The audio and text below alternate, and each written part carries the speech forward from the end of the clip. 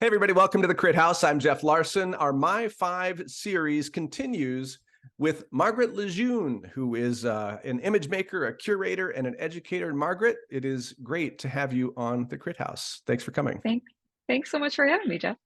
So today we're going to talk about Margaret's 5 images, and they come from Barbara Kruger, Anna Mendieta, Agnes Denes, Mark Klett, and Byron Wolf, and finally, Terry Warpinski.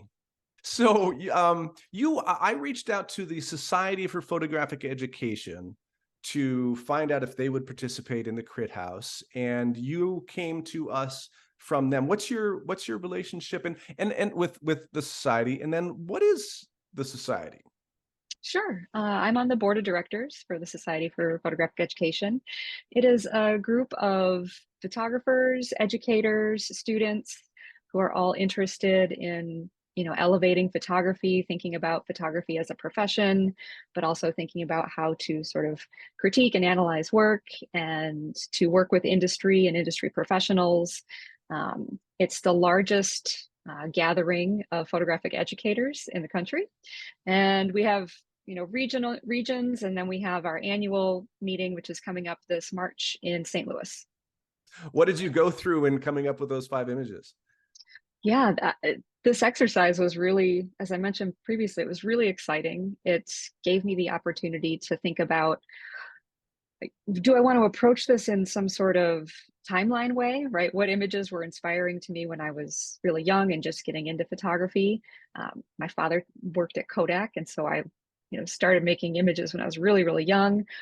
Or was it images that had inspired particular bodies of work that I ended up making, or sort of maybe pivotal images that changed my way of thinking about either photography or just my worldview in general?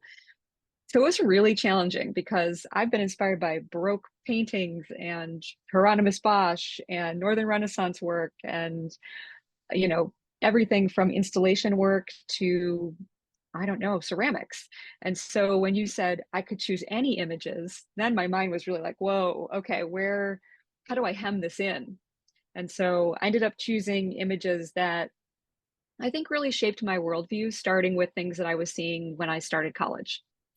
So your first image, so I'll start off saying, and I think I mentioned this before, of the 5 that you have shown, I am not familiar with the bulk of them, but I do know of Barbara Kruger. And tell us why this is here and what it means to you. Sure. I remember seeing this image in a freshman art class. I went to a really small liberal arts school called Nazareth College, and my professor, Judy Natal, showed some really mind-altering, I'll say, work. This just blew my mind. When I first saw it, I thought, well, what is this? Is this photography? Is this collage? First off, where does this fit in the idea of image making to begin with? Is this the theft of an image, right? So I questioned the process of this work. But even more interesting to me was the sort of themes and ideas. This I shop, therefore I am, a sort of riff on Rene Descartes' I think, therefore I am. And so to me, this was, a political statement. This was a feminist statement. It really got my gears spinning as an 18-year-old first entering college and thinking about what making art could mean, right? That making images could be a way to communicate with other like-minded thinkers. And for me, Barbara Kruger was, speaking directly to me. If thinking is what makes us human, what sort of commentary is she making on, sort of this idea of being part of consumer culture? And can we be more than that? And then spinning that back around to photography. What does it mean to be a photographer? Can you be a successful photographer if you're not selling lots of images and making work for a sort of the consumer side of, right, the photography field? So this just really got me excited and really got me thinking about conceptual art and, sort of the message and the meaning behind the work. Your second image. Yes. Anna Mendieta. And I sent you one image. This is from a series called Silhouetta. And she actually made over 200 of these silhouettes where she is incorporating her body into the landscape. And again, this is sort of on that edge of she's using photography to document the work, but the work is part performance, part installation, part sculpture. And the thing that I really loved about the work was its ephemerality. The work, the photograph was the only document that usually remained of this performance that she was doing, where she was engaging with the landscape. She was thinking about, you know, how sort of women and, I don't know, sort of how women in the environment, you know, collide, come together. A lot of this work spoke to me about the idea of like the maternal spirit and a sense of displacement. Ana Mendieta left her homeland of Cuba when she was really young, a young teenager, and ended up in Iowa, where she went to school. And she just made this really powerful work about these ideas of, you know, presence and loss and the sacred feminine. And again, as a young artist, this just really spoke to me about the power of images and this idea of photography as a tool that may not necessarily be the starting point, but is part of the process in the work. And so after looking at a lot of work like Ana Mendieta's, I really started to think about, is there a difference between being a photographer and being an image-based artist, right? Like, Yep. and why do we have these like silos that we put ourselves in, right? And how can we break out of those? Your third image from Agnes Denes. Yes. So again, this is a document of Agnes Denes in her project called The Wheat Field, A Confrontation. And again, photography is documenting what is happening there, but this project is so much bigger than that and definitely not photo sort of centered.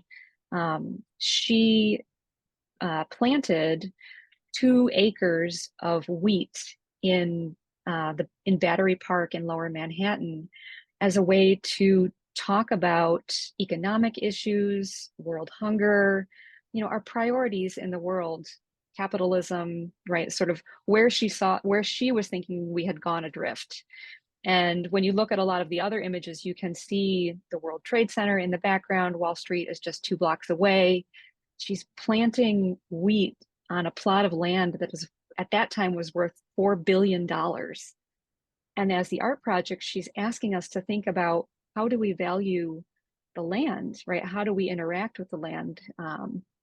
She collected the wheat after, you know, she harvested the wheat, and then she created a traveling exhibition. The wheat would travel around to these exhibitions in which people were asked to then take the seeds and replant more wheat fields. And so she's trying to create this ripple effect with her work where she's changing people's lives. She's making them think about multiple, you know, social, economic, and other issues. And I just found it so motivating to me, right? Yeah. To think about, how can art reach a really wide audience? As a photographer, I think about an image, and if it's on the wall and it's part of an exhibition, that's such a temporary space, Mm-hmm. right? It's a temporary life for that image. And obviously things have changed with, you know, the internet, and we publish books and, you know, all those kinds of ways of getting the work out there. But this just, to me, as a young artist, really influenced the idea of community, collaboration, and really trying to do, like, the possibility of being able to do things that seem monumental. Agnes did not imagine this as a photo project in any sort of way. Right. But when you asked me to think about what images had been influential to me, the image then conjures the entire ripple effect, right, of that whole project. Yeah. And so the photography becomes so important to the life, right, the longevity of the work. Mark Klett and Byron Wolfe. Okay, so probably our most traditional photographic image we're going to look at. I was first really attracted to this work because I liked the idea of working in collaboration. When I found out that Mark and Byron worked together, Byron used to be one of Mark's grad students, and this project just exploded and has been going on for quite a long time. I just became enamored with that idea. I was also really excited to see work that was in the vein of this re-photography sort of project, right? Where a contemporary photographer is going to a place where a historic photographer shot an image, they're remaking an image in that place, and then they're juxtaposing these images together to give us perhaps a new reading. And with Mark and Byron's work, we're looking at obviously changes to the landscape, sort of the geology of the place, but it also forces us as the viewer to think about the cultural changes to this landscape, the idea of time and shifting time, but also the way that photography is used, right? Like the original images here, this is sort of looking at the expansionists of the West and really thinking about what was in this landscape. And we look at these images juxtaposed together now really differently than that, right? The RV in the background, we think about this as, a place where people are going on vacation and touring across the country.